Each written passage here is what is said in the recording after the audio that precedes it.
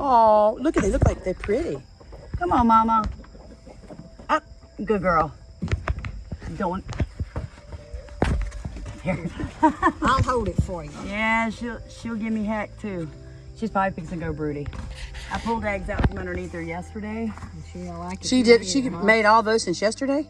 No, sweetie. She's sitting on everybody's eggs, which means she might be going broody because she didn't come out to eat today. What's brooding mean? She's trying to hatch them. Yeah.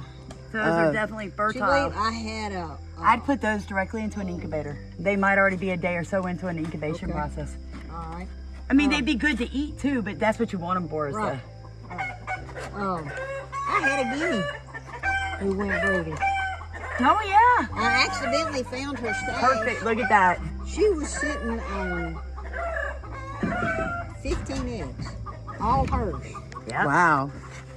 There you go, my love. And then the next day we got this humongous rain, and I finally went and got her to come out of it. She was that was the worst, saddest looking chicken, and the eggs were almost covered in water. Oh.